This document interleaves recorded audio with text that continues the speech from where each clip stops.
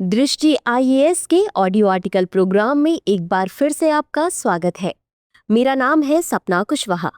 आज का हमारा आर्टिकल आधुनिक भारत का इतिहास के भारत में रेल मार्ग का विकास और सामाजिक प्रभाव के महत्वपूर्ण सारांश पर आधारित है।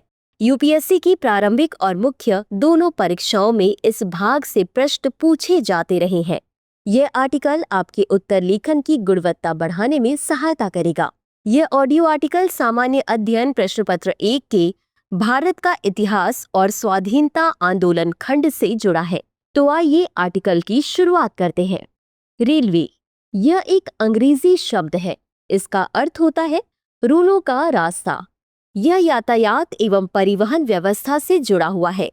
भारतीय रेलवे केवल एक साधारण परिवहन का माध्यम नहीं है, बल्कि यह आधुनिक भारत के विकास और एकता का एक अहम स्तंभ है। इसकी स्थापना और विस्तार ने भारत को भौगोलिक रूप से जोड़ा, जिससे देश के दूर दराज के क्षेत्रों को भी मुख्य धारा से जोड़ा गया। रेलवे ने लोगों को सिर्फ एक स्थान से दूसरे स्थान तक पहुंचाने का काम ही नहीं किया, बल्कि यह देश की सामाजिक, आर्थिक, सांस्कृतिक और राजनीतिक एकता में भी महत्वपूर्ण भूमिका निभाई है। यह रोजाना लाखों यात्रियों और करोड़ों टन माल को सुरक्षित और तेजी से पहुंचाता है, जिससे न केवल लोगों की यात्रा सुगम होती है, बल्कि देश की अर्थव्यवस्था को भी मजबूती मिलती है। रेलवे की सुविधा और सस्ती यात्रा ने समाज के विभिन्न वर्गों के बीच संपर्क और मेलजोल को बढ़ावा दिया है। इसके कारण विभिन्न भाषाओं, धर्मों और संस्कृतियों के लोग एक दूसरे से जुड़े हैं, जिससे राष्ट्रीय एकता को बल मिला है। स्वतंत्रता के बाद से रेलवे ने विकास के नए आयाम स्थापित किए हैं, जिससे देश का औद्योगिकीकरण, शहरीकरण और ग्रामीण क्षेत्रों का समावेशन संभव हो सका और रोजगार के नए अवसर पैदा हुए, जिससे लाखों लोगों का जीवन स्तर बेहतर हुआ है। इस लेख में हम रेलवे के इतिहास, विकास, आर्थिक योगदान और इसके सामाजिक प्रभावों को गहराई से समझेंगे, ताकि यह पता चल सके कि कैसे रेलवे ने आधुनिक भारत को आकार दिया है। आइए जानते हैं भारतीय रेलवे के इतिहास और विकास के बारे में। भारत में पहली रेलवे 16 अप्रैल 1853 को मुंबई से ठाणे के बीच चलाई गई थी, जिसकी दूरी महज 34 किलोमीटर थी। इसके लिए 1850 के आसपास देश में रेलवे का बुनियादी ढांचा बनाने का काम शुरू हो गया था। इससे अलग अलग बाजार जुड़े और व्यापार बढ़ा। राजनीति के लिहाज से भी रेलवे का बड़ा असर पड़ा। ब्रिटिश सरकार और भारत की रियासतों की वित्तीय स्थिति रेलवे के कारण प्रभावित हुई। समय के साथ भारत के राजनीतिक हालात ने रेलवे की नीति और उसके मालिकाना हक को भी प्रभावित किया। जैसे जैसे 20वीं सदी आई, रेलवे भारत में स्वतंत्रता और लोकतंत्र की ताकत बन गया। भारत सरकार की रेलवे पर शुरू से ही नजर थी, लेकिन धीरे धीरे सरकार की भूमिका और भी बढ़ती गई। 1880 से 1908 के बीच सरकार ने रेलवे के हिस्से के रूप में राष्ट्रीयकरण शुरू किया। मतलब उसने कई रेलवे कंपनियों में ज्यादा हिस्सेदारी ले ली।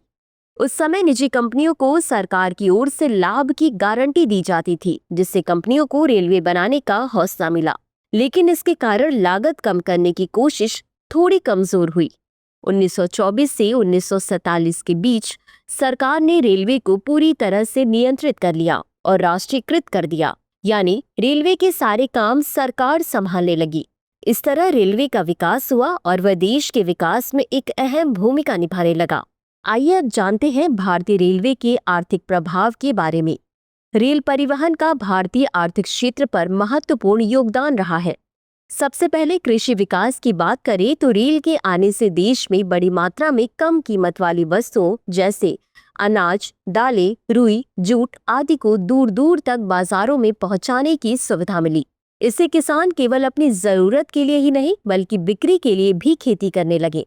नकदी फसलों जैसे चाय, रुई और तिलहन की खेती तेजी से बढ़ी। इसका नतीजा यह हुआ कि कृषि के विकास के साथ साथ कृषि का स्वरूप भी बदल गया। इतना ही नहीं, औद्योगिक विकास में भी रेलवे की बड़ी भूमिका रही है। 19वीं सदी के मध्य में रेल के बनने के बाद भारत में बड़े उद्योगों की स्थापना हुई। साल 1854 में महाराष्ट्र में पहली सूती मिल शुरू हुई। उसी साल कोलकाता में भी पहली ट्रेन चली और जूट उद्योग शुरू हुआ। रेल की प्रगति से कोयला उद्योग का भी विकास हुआ।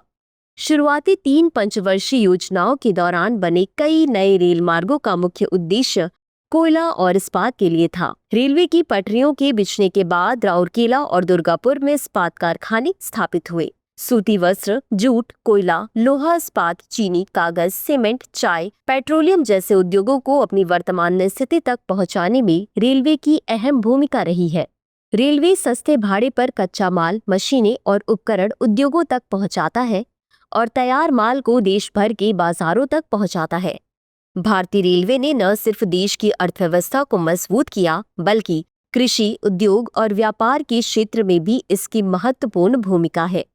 आइए अब जानते हैं रेलवे का भारतीय समाज पर क्या प्रभाव पड़ा। रेलवे ने भारतीय समाज पर गहरा और व्यापक प्रभाव डाला। इसके विकास से पहले यात्रा महंगी और कठिन होती थी, जिससे आम लोगों के लिए दूर दराज इलाकों तक पहुंचना मुश्किल था।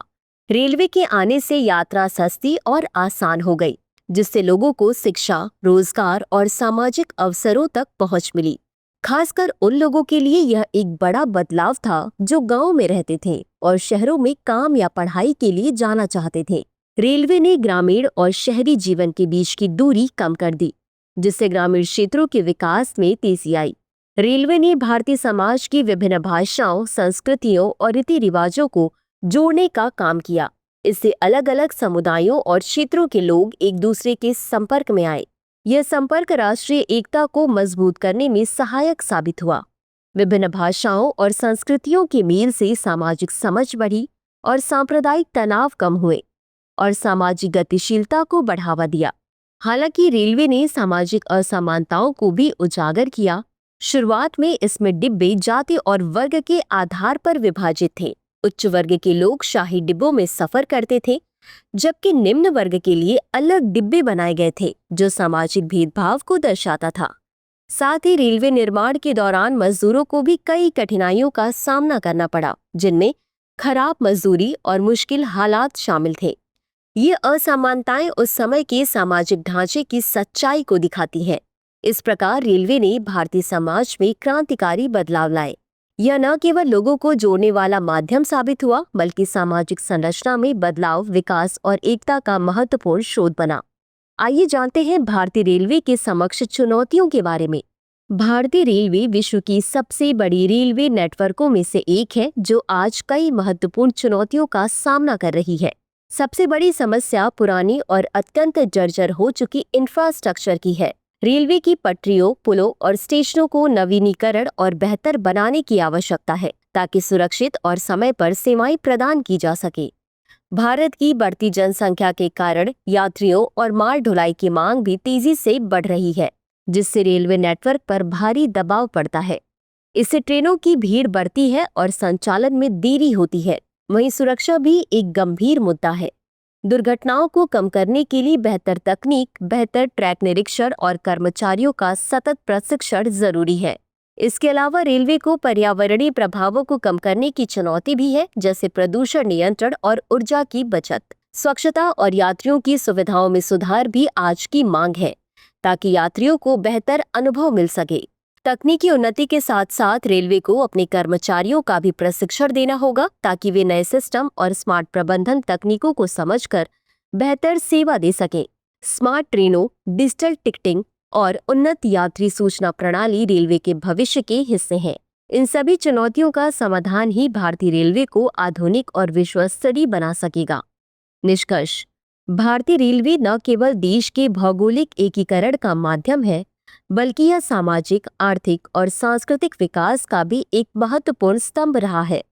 इतिहास में इसकी भूमिका से लेकर वर्तमान चुनौतियों तक रेलवे ने देश के विकास की गति को तेज करने में अहम योगदान दिया है। चाहे वह कृषि और उद्योग के विस्तार की बात हो या सामाजिक गतिशीलता और राष्ट्रीय एकता को बढ़ावा देने का मुद्दा, रेलवे हर क्षेत्र में अपनी छाप छोड़ता आया है। हालांकि रेलवे की विशालता और प्रभाव के बावजूद इसके समक्ष अनेक चुनौतियां भी हैं।